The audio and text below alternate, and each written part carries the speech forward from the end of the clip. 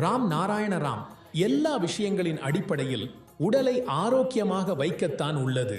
உடல் ஆரோக்கியமாக இருந்தால் மட்டுமே அதன் மூலம் எந்த பணியும் செய்ய முடியும்.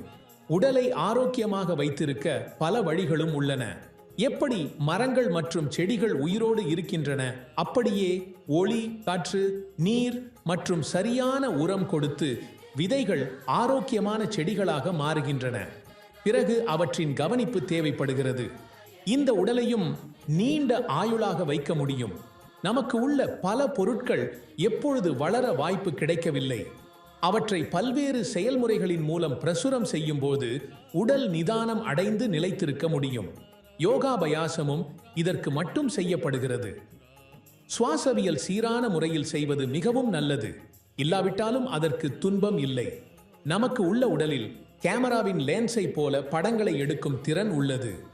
அவை திவ்யமாக பூக்கும்போது பல கடினமான பிரச்சனைகள் எளிதில் தீர்க்கப்படுகின்றன. இந்த யோகாபயாசங்களை செய்ய நாம் பல செயல்களில் சிரமங்களை எதிர்கொள்கிறோம். மேலும் எங்கள் ஊரில் இதற்கான ஒரு முறையான அமைப்பு இல்லை என்பதால் இவற்றை செய்ய வசதி இல்லை.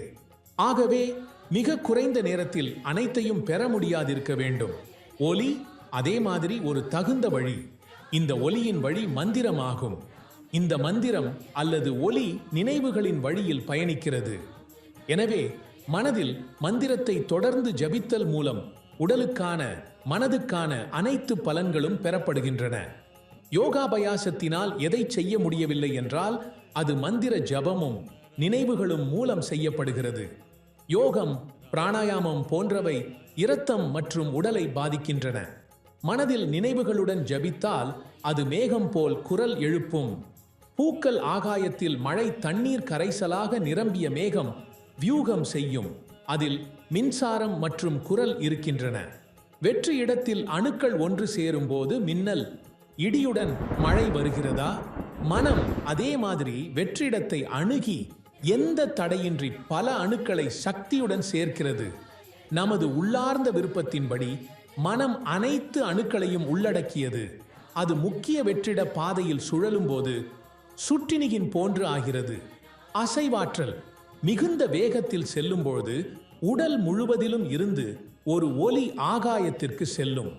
முடிவில் உணர்வு, கற்பனை மற்றும் மனதின் மீது அனைத்தும் சார்ந்திருக்கும்.